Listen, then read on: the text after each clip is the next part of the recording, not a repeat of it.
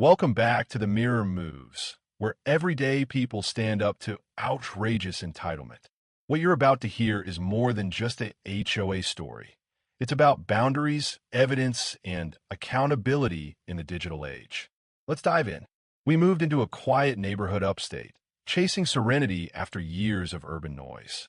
My wife, Clara, is a public health nurse, calm, grounded, someone who smiles with her eyes.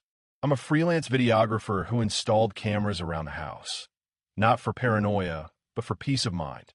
Our home sat next to a greenbelt trail where joggers and neighbors often strolled, including Karen.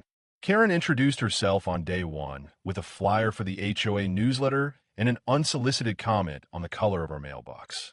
She had shoulder-length platinum hair, sunglasses perpetually perched on her head, and a voice sharp enough to slice drywall. Within weeks, she began monitoring our trash bins, suggesting how many lights we should use during holidays, and offering advice about how Clara should garden more sustainably. One Saturday morning, I left to shoot drone footage. Clara stayed home, prepping fresh groceries. She just returned from the market, unloading fruit, cheese, and a tray of salmon from a reusable bag. That's when Karen approached. Karen launched into a tirade about the unethical cruelty of meat consumption. Clara, having heard this before, calmly said, "Karen, I understand your views, but I'm not interested in a lecture today." That refusal set Karen off like fireworks in a hay barn. She escalated. Clara stepped back toward the porch. Then, shockingly, Karen slapped Clara across the face. Now here's where it turns. One of our home cameras captured everything.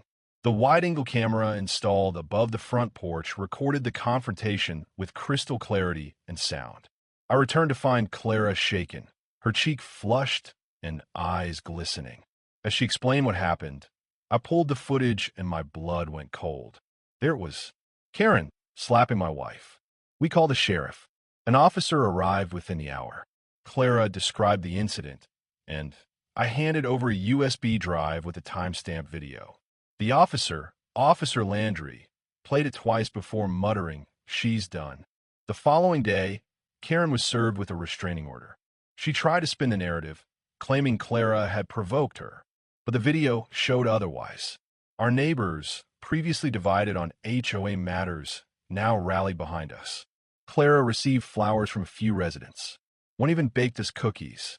The HOA board tried to minimize the situation, calling it a misunderstanding, until local media got involved. A reporter picked up the story under the headline, "Caught on Cam. Local HOA member assaults nurse over salmon debate." Karen was charged with misdemeanor assault. She pled no contest. Her sentence? Mandatory anger management classes and community service. Ironically, working in the same community garden where she once bossed around others. We didn't pursue civil damages.